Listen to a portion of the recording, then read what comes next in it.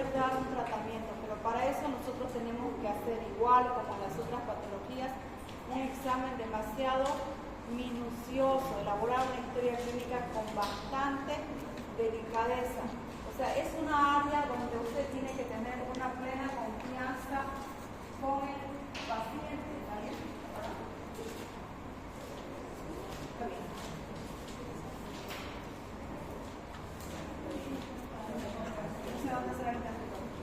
Bueno, porque ya de entrada el paciente no le va a dar sus datos, ¿no?, de síntomas o molestias genitales, si es que usted no ha hallado esa confianza, esa relación médico-paciente. No le va a decir de entrada, me duele la próstata, no, me duele el testículo, doctora, o sea, no le va a decir. O sea, tiene que hallar una comunicación bastante plena, de bastante integridad y de bastante confidencialidad para que el paciente pueda referirle sus datos, ¿no? Y para eso es el respeto, el manejo de la técnica, el examen. No, ya bájese de la ropa que yo lo voy a revisar, ¿no? Entonces, tienen que tener una comunicación y una técnica de examen minuciosa y respetuosa. Dentro de lo que es la urología, entonces, es importante saber qué es lo que nosotros tenemos que manejar. ¿Listo? El urólogo o la uróloga no solo es para el sexo, para empezar, no solo es para el sexo masculino. Las mujeres también, el sexo femenino, también tienen la necesidad de la especialidad de la urología, ¿no? He escuchado mucho que dice, el ginecólogo para la mujer y el urólogo para el hombre. No. La urología, ¿qué estudia? Estudia lo que es el aparato renal más lo que son los genitales masculinos y el sistema renal excretor también de la mujer. Y ahí se apunta lo que es la glándula suprarrenal, tal cual es. Estudia enfermedades y trastornos del tracto genitourinario masculino y el tracto urinario femenino. Y las enfermedades quirúrgicas de las glándulas suprarrenales que también son incluidas. Entonces, de ahora en adelante el urólogo también, ¿no?, puede ver pacientes femeninas. Si tuviera un tumor o un cálculo renal en una mujer, lo tiene que ver el urólogo para determinar si va a ser un acto quirúrgico, si es un cálculo que puede salir o puede degradarse con medicamentos o con volúmenes. Considerando todo ese aspecto, que son ambas, entonces es importante recordar lo que es la anatomía básica, ¿cierto? La parte renal, del aparato renal, entonces recordar lo que son los riñones, ¿no?, uréteres, vejiga. Dentro de todo esto, entonces, tamaños anatómicos, 10 a 12 de largo, 6 de ancho, 3 de grosor. Vila es un órgano doble. Mayormente todos los órganos que están fuera de la línea media son dobles, ¿no? 2 ojos, no hay 2 bocas, está al medio, ¿cierto? 2 orejas, entonces 2 riñones, 2 uréteres, 2 glándulas suprarrenales y la vejiga. Tiene un sistema excretor, entonces, bastante interesante, donde hacemos una eliminación de desechos de todo el metabolismo, igual que la materia fecal, desecha todos los extractos que ya no nos sirven, igual el aparato urinario. Entonces, va a haber una eliminación de electrolitos, de todas las sustancias tóxicas que nuestro cuerpo ya no ha degradado, ¿no? Y vamos a ver también las características de lo que es la eliminación y las patologías en todo este aparato urinario. Dentro de lo que es el aparato genital masculino es importante recordar entonces lo que son los segmentos de las partes del aparato genital, considerando lo que es el pene con sus distintas partes, prepucio, glande, uretra con sus 3 segmentos, uretra externa,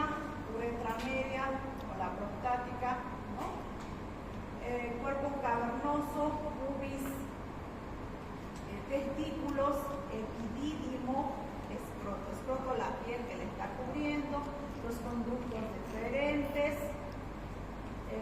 próstata, ¿no? Por donde está pasando la uretra media, conductos eyaculadores, glándula de Cooper, recto, vesícula seminal. Todo este sistema que corresponde a una integración del funcionamiento, ¿no? En la mujer está la vejiga, ¿no? De adelante para atrás está la vejiga, el útero y el recto. Entonces, cuando vayamos a hablar de alteraciones patológicas, también va a tener dolores referenciales o de irradiación, como también de lesiones continuas, de acuerdo a todo este segmento anatómico que está en conjunto a estas áreas. Si nosotros tenemos una lesión, por ejemplo, o un trauma en la pared posterior de la vejiga, hay gran posibilidad de poder hacer una fístula o una lesión en lo que corresponde al recto, ¿sí? Y podemos tener entonces una orina tipo fecaloidea. Véanse por la proximidad a este órgano. O bien, si hubiera, ¿no?, una fístula vésico-vaginal, hubiera orina por la vía vaginal. Eso es frecuente en cáncer de cuello de cervix. Nosotros en nuestra ciudad también, en todo lo que es Bolivia, llevamos el primer lugar en lo que es el cáncer de cervix.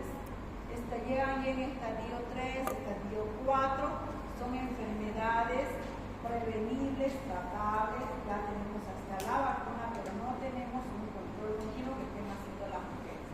Entonces, el hecho de que la lesión tumoral se haya extendido a la pared posterior del útero, entonces va a lesionar, va a vivir una comunicación entre lo que es el útero, ¿no?, la vagina, el útero, por lo que es la pared anterior de la vejiga.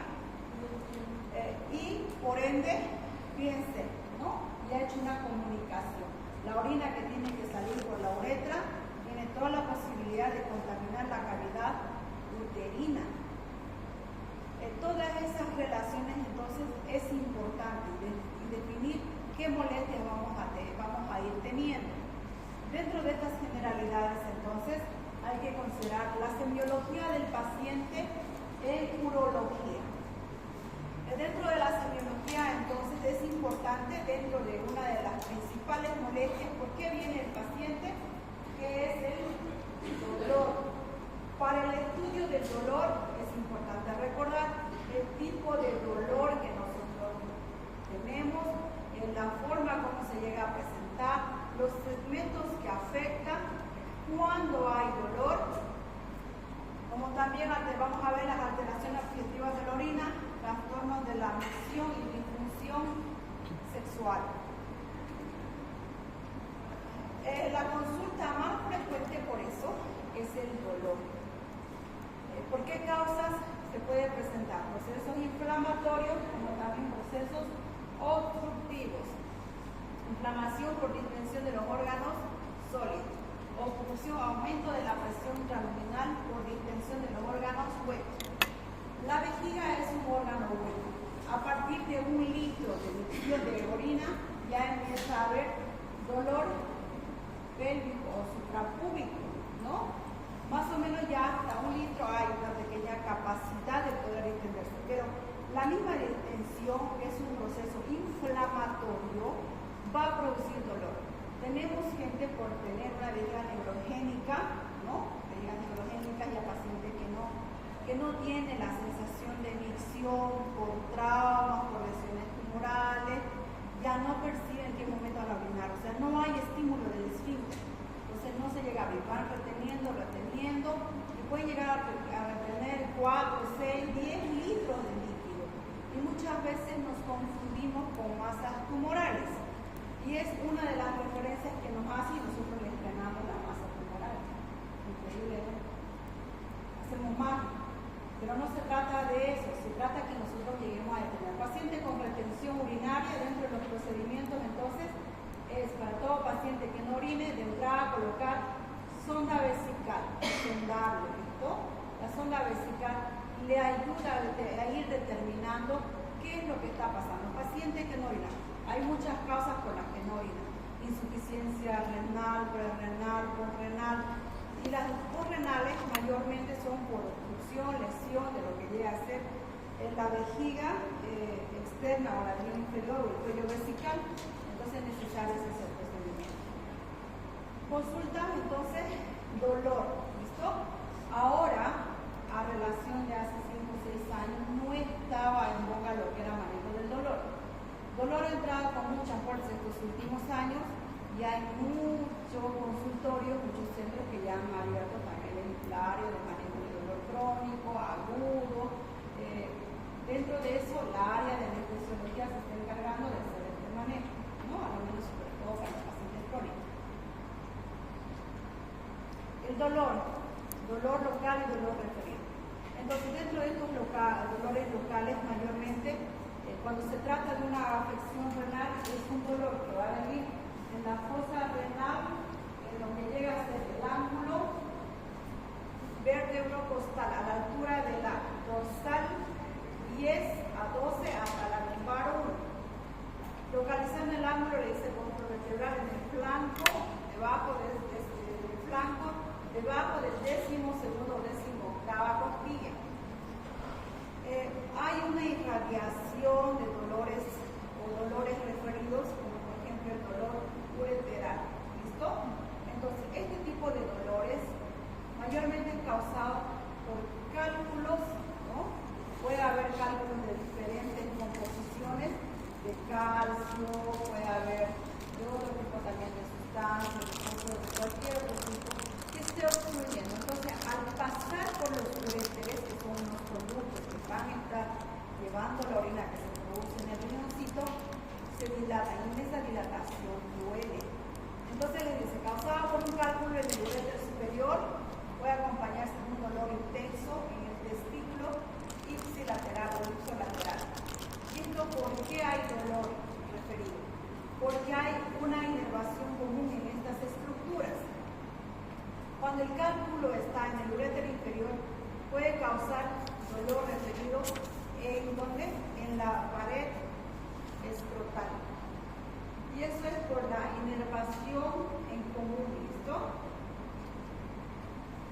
Entonces, el dolor renal, fíjense, es un dolor demasiado intenso para lo que nosotros activamos el analgésico tipo el derivado opioide, tramadol, morfina, naltrexina, que son analgésicos bastante potentes, ¿no? De bastante intensidad, que calma. Y aparte de eso tenemos que, considerando que es una obstrucción por un cálculo que es lo más frecuente, nosotros necesitamos manejar volúmenes, forzar por presión de orina que pueda salir ese cálculo. Y muchas veces totalmente se obstruye, porque no llega a salir más. Y eso ya es un procedimiento quirúrgico. La enfermedad entonces es frecuente que se considere como una retroperitoneal, que es su diagnóstico diferencial. El dolor renal puede asociarse a síntomas gastrointestinales. Esto porque hay una estimulación del ganglio celíaco por la proximidad de los órganos. La cabeza, por ejemplo, del páncreas está a la altura de la lumbar 2, ¿no? La cabecita está chocando en realidad con lo que es la parte anterior de los riñones del lado derecho, la cola del otro lado, del lado contrario. Entonces hay una relación de órganos y hay una comunicación de la inervación, cambios, entonces hay dolores referidos, ¿no? Puede haber náuseas, vómitos, ya eso se conoce como sintomatología sistémica urinaria, donde también va a haber fiebre, pero eso ya lo vamos a llevar de lleno en lo que es la pielonefritis. El dolor entonces, el dolor renal, ¿qué característica tiene? Constante, es un dolor sordo. Cuando hablamos de dolor sordo, hablamos de dolor tipo visceral. Cuando es profundo, no se llega a identificar exactamente en qué área, ¿no? No hay, me duele este dedo, me duele el codo, me duele aquí, en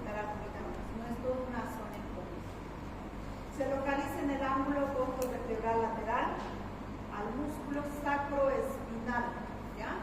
Debajo entonces de la 12ª costilla, por debajo de la costilla. ¿Ya?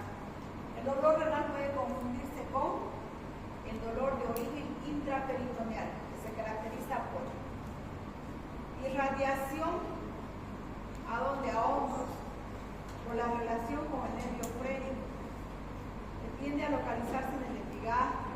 El paciente adopta posición antiálgica y empieza a doblarse de dolor. Puede confundirse con qué cosa, con irritación de los nervios costales. No es tipo lo que le refuerce, no, simplemente el dolor está en un área profunda, no bien especificado. Aumenta a los cambios de postura. Dolor ureteral. Mayormente este dolor es el dolor referido o irradiado, ¿no? Hemos hablado entonces por lo común que tiene la inervación de los nervios escrotales, de labios mayores y de toda esa zona con los uréteres. Usualmente causada por una obstrucción, pero puede ser por un cálculo o por un trombo. Se manifiesta en la región lumbar y puede irradiarse a los escrotos del labio mayor.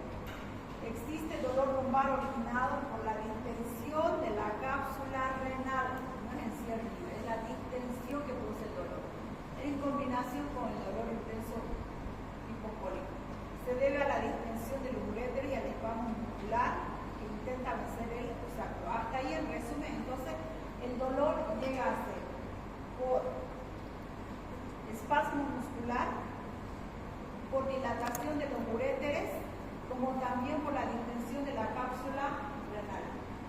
Mientras no hay una distensión de la cápsula renal, tipo inflamatorio o tipo una hidronefosis, no hay dolor, no hay.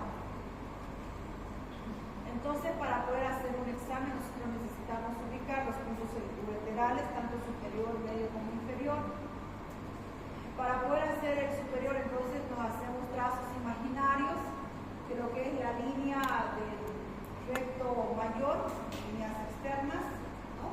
A la altura de lo que llega a ser las cicatrices umbilicales. Entonces, en ese bordecito tendríamos que percibir si es que hay dolor, ¿no? Este dolor en ese bordecito superior, lo que corresponde al segmento superior del uréter. Con lo que es el segmento ureteral medio, de cresta a cresta, una línea imaginaria, considerando igual el borde anterior del recto mayor. Y ya el inferior es un examen que nosotros necesitamos hacer vía rectal o vía vaginal para poder considerar los puntos ureterales posteriores. El dolor vesical. Como les iba diciendo, el dolor vesical lo consideramos desde la distensión que ha superado más o menos una cantidad de 1 litro de volumen, 1 litro de orina. Hay muchos que vienen por infección urinaria, 2, 3 de la mañana. Es frecuente, con cáncer de próstata es frecuente. Son pacientes que obviamente está dentro de lo esperado, no toleran el cáncer de próstata, como ya hay alteraciones de la presión, no toleran la sonda vesical. No, el cuerpo extraño, imagínense toda la vida han andado sin nada que les cuelgue ahí de unas sondas y después tener que andar ya de manera continua con sondas, entonces se hacen retirar. Bien las retiran o se las hacen retirar en algún centro, 2, 3 de la mañana ya llegan para que se lo pueda asignar porque han retenido orina y no está dejando pasar la obstrucción que tiene el cuello vesical por la compresión de la próstata que está a esa altura, entonces necesitamos otra vez canalizar y sondarles. Y bueno, y ahí empieza a disminuir el dolor. No hay analgésico que pueda responder para calmar ese tipo de dolor, ¿no? Se manifiesta en la región hipogástrica por sobredistensión de la vejiga como resultado de la distensión urinaria o inflamación. Entonces ahí ya vamos a ir incorporando el término de anuria, cuando no hay orina. Puede ser por causas renales o por causas obstructivas, ¿no? Entonces el paciente llega en anuria. Es importante saber hace qué tiempo no ha orinado, qué cantidad ha orinado la última vez, y para eso hay que saber los valores normales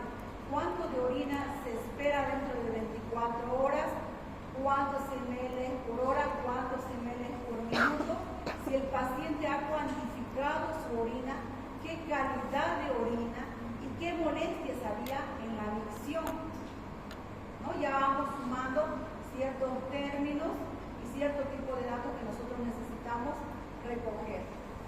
La cistitis es un proceso intermitente, no genera dolor hasta que el volumen excede el líquido. Causas más comunes de dolor, ¿no? También puede ser la infección. El dolor se percibe en la uretra distal. La disuria distal se relaciona con la cistitis grave. Disuria, dolor al orinar. Distal se relaciona con la cistitis grave. El dolor prostático. El dolor prostático, ¿qué características tiene? Secundario igual a una inflamación, ¿no? Con edema, distensión de la cápsula prostática, se percibe con molestias de sensación de plenitud. Hay bastante dolor en la región sacra, sacrolumbar. Fíjense que el examen ya está considerado a partir de los 30 años, ¿no? El examen de próstata, igual que los papas en las mujeres. Pero en relación a hombres y mujeres, los que menos asisten son los hombres. Hay una palabra que se maneja que es el pudor, hay mucho pudor, y eso se resume en que hay desconocimiento, mucha desconfianza en la revisión, ¿no? Para los hombres. Entonces, ya mayormente llegan cuando ha habido bastante compromiso en la glándula, ya ha llegado a repercutir con problemas de obstrucción, ya hay sintomatología de retención urinaria, de dolor, ¿no? Cuando ya es un poquito más complejo de tratar. Entonces se percibe como molestia de sensación de plenitud, sensación de llenura, es como si su vejiga lo sintiera con bastante cantidad de líquido, ¿no? Y hay dolor, pero es un dolor que no les deja dormir, están aburridos todo el tiempo, es un dolor como una muela mal curada, una muela perforada, una caries profunda, una fractura de hueso. El dolor es bastante intenso. Es un EVA 10 y es una escala de dolor. Dolor peniano. Hay para considerar en dos procesos, en lo que es tapaplasia como también en un estado erecto. Relativo a la flacidez, entonces secundario a procesos inflamatorios de la vejiga o también relacionado con lo que es el dolor de uretra, ¿no? En esto nosotros vamos a encontrarnos mucho con lo que es la parafimosis, proceso caracterizado, les dice, por la incapacidad del prepucio para volver a su posición normal, después de haber sido retraído hasta detrás del glande. Aquí tenemos una parafimosis, ¿no? Cuando lo que es el prepucio no ha podido volver a su estado normal de lo que es el glande. En lo que es el estado erecto, entonces, hay acumulación de tejido fibroso, ¿no?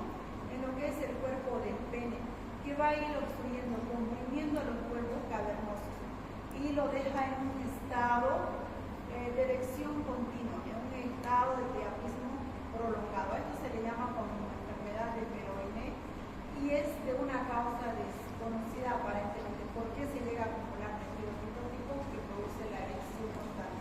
Produce mucho dolor, ¿no? Bastante dolor. Bueno, claro que también hay otras causas psicológicas, causas de trauma vascular,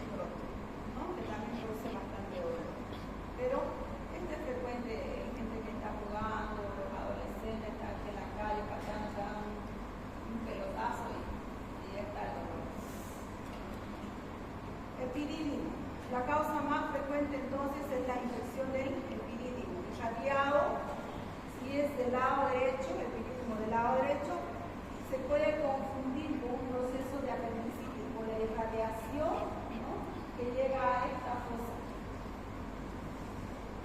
La infección aguda del epidídimo es la única enfermedad dolorosa de este órgano. Al inicio, el dolor puede percibirse en el ingle o en el cuadrante abdominal inferior. Fosa ilíaca, ¿no?, derecha, confundirse con el apéndice, con una apendicitis. Todo paciente con proceso de dolor abdominal, ¿no?, con estas características de abdomen agudo, debe quedarse en el hospital hasta poder descartar entonces esta patología. Otros síntomas que se suman está el dolor lumbar, dolor de miembros inferiores. Entonces, mayormente se da en procesos obstructivos tipo neoplásicos, ¿no?, cuando ya han hecho una infiltración local. El dolor no solo es pélvico, el dolor también tiene una referencia hacia extremidades inferiores, es bastante intenso.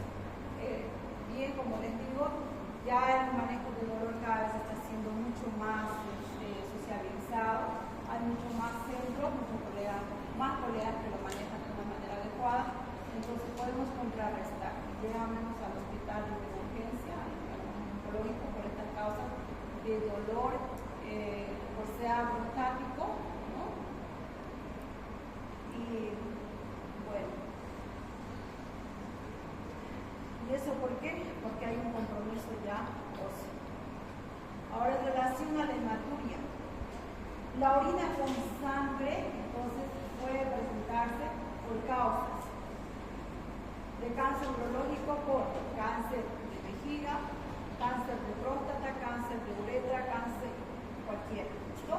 Dentro de las otras lesiones que también vienen con hematuria estamos nefrolitiasis, enfermedades renales, infección del tracto urinario, hiperplasia prostática.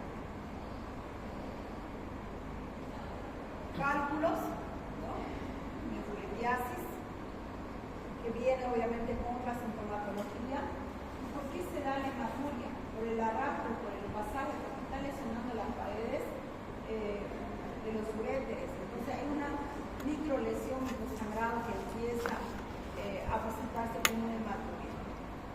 Aquí fíjense en esta imagen, lo que ya es el examen de orina, entonces nos va a llegar a confirmar qué tanto de hematíes tiene, ¿no? Pero a simple vista ya podemos ver una hematuria franca en las últimas tres, todavía en las últimas dos primeras se puede confundir como diagnóstico diferencial con una orina tipo polúrica. Entonces, para eso sí o sí es necesario obviamente hacer un examen. Presencia de orina en la sangre, una hematuria microscópica arriba de 5 hematíes por campo. Entonces vamos a considerar bien para diagnóstico diferencial litiasis o hipertrofia de próstata, hipertrofia prostática benigna. Hematuria macroscópica arriba de 50 hematíes por campo, eso le da un examen general de orina. Hematuria inicial. Hay una hematuria cuando está iniciando, le dice doctor, cuando yo empiezo a orinar, sale como una orina con sangrado. O sale la orina cuando yo estoy terminando de orinar. Entonces, eso es relación. Vamos relacionando los diferentes segmentos al momento de orinar. Mayormente cuando se da una orina al iniciar, estamos hablando entonces progresión de uretra de un extremo a otro, ¿no? Cuando hablamos de terminar de orina podemos ir viendo lesiones de lo que es las paredes posteriores de la vejiga, como también puede producirse del cuello de la vejiga. Hematuria total, ¿no? De comienzo, de inicio a fin, vías excretoras. Hematuria con dolor, cálculos. Ahora, las hematurias silenciosas, mayormente son de tipo neoplástica, tumorales. Todas las enfermedades de tipo oncológico son muy silentes, empiezan a presentarse de una manera muy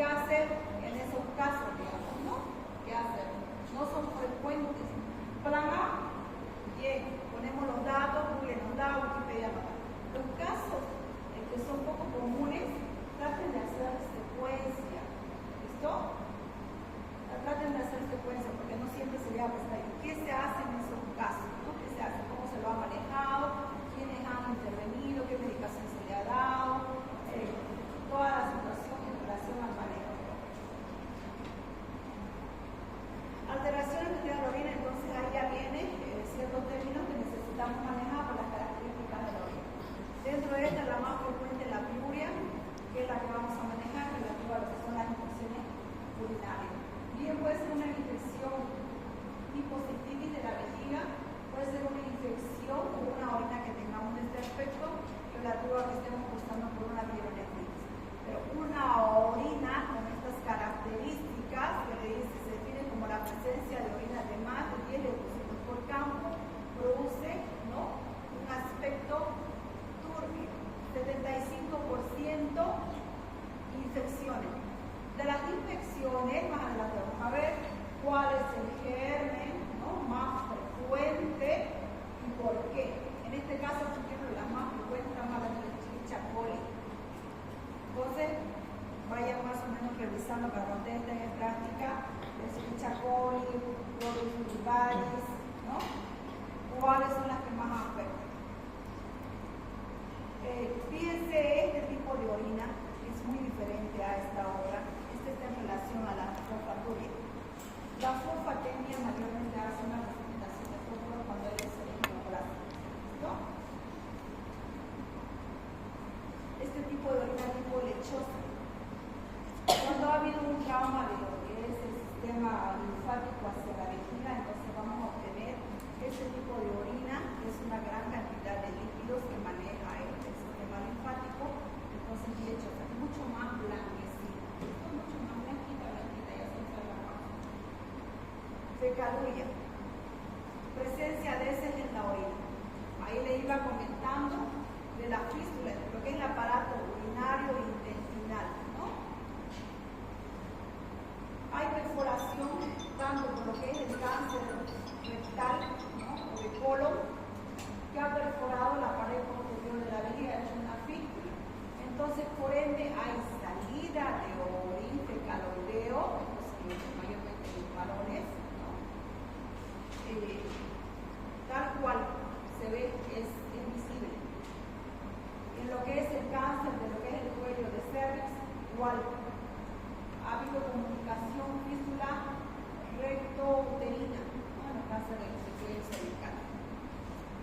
Es maloliente, se acompaña de neumaturia y da el cáncer de colon, tuberculitis, enfermedades, todo.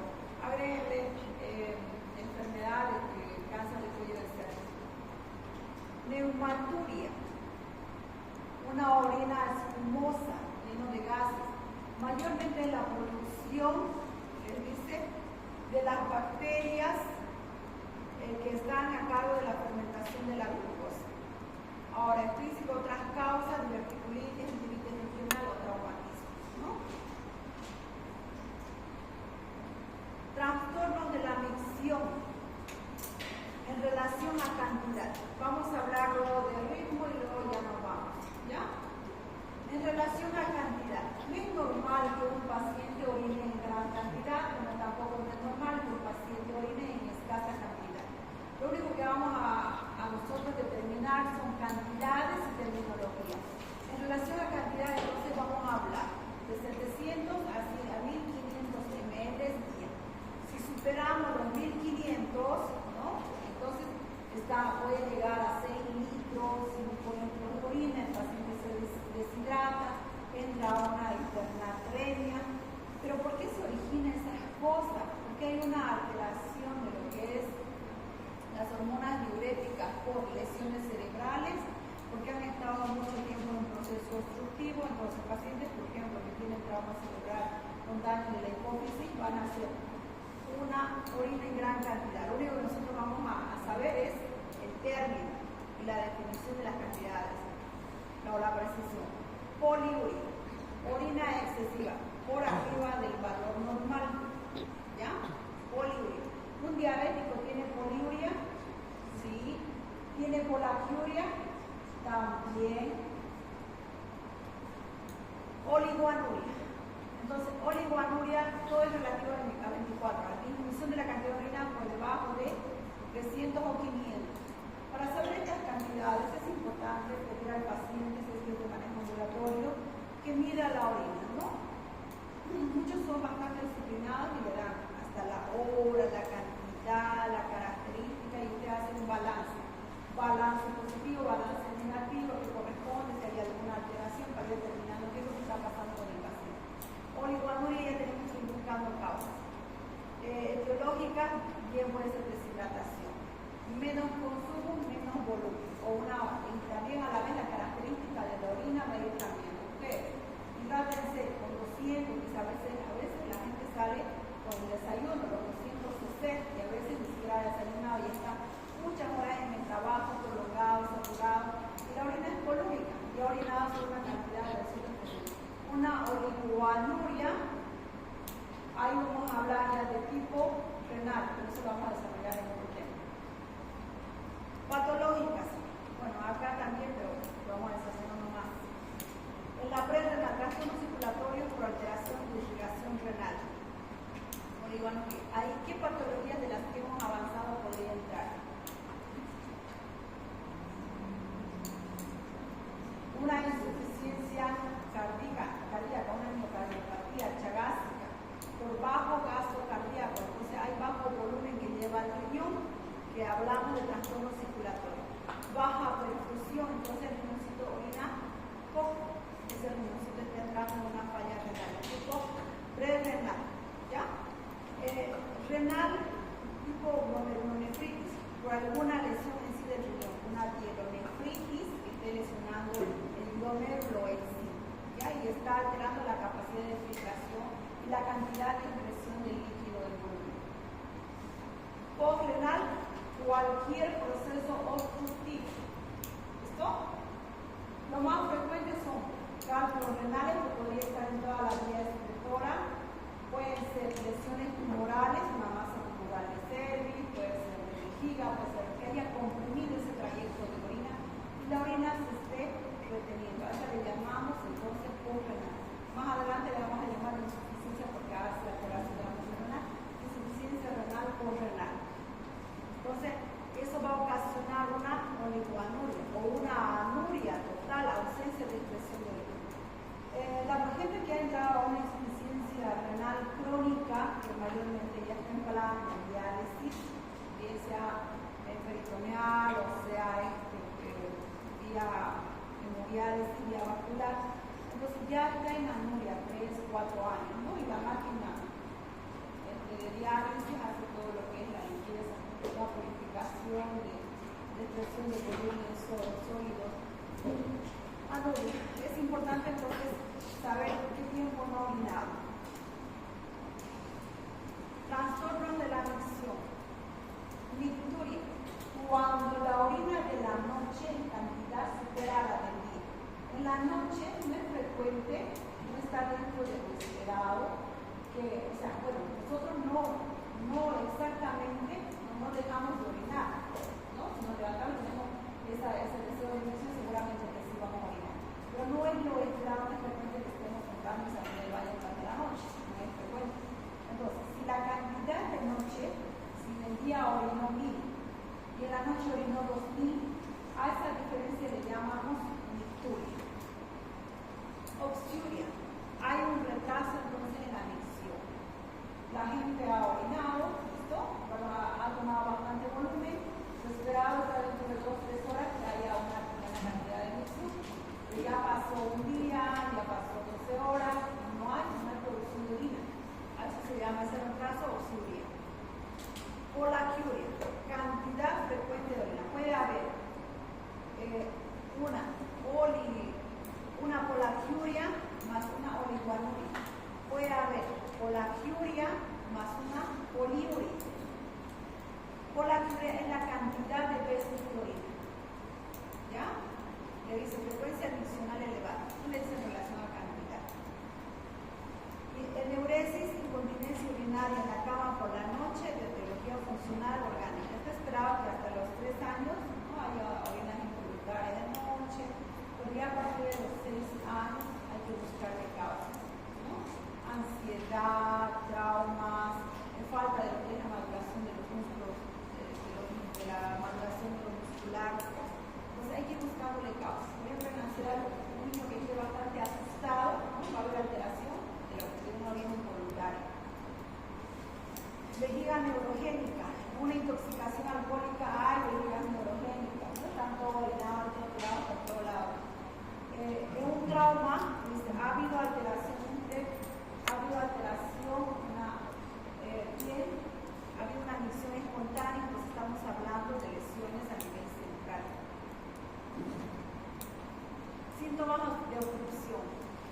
micción retardada se refiere a la dificultad para iniciar la micción, que es uno de los síntomas más tempranos de la condición de vejiga externa. Goteo terminal se da de forma progresiva el goteo terminal. Ahora, urgencia es un deseo imperioso que ya no puede retener la orina y de repente le viene ya a tocar la apertura de la puerta porque desea orinar, ¿no? Deseo intenso, repentino. Mayormente el deseo miccional viene de forma gradual, no que quiere ir al baño, pero es en un momento a otro, repentino para orinar debido a la hiperactividad e irritabilidad de la vejiga. Incontinencia urinaria. Cuando hay una urgencia miccional,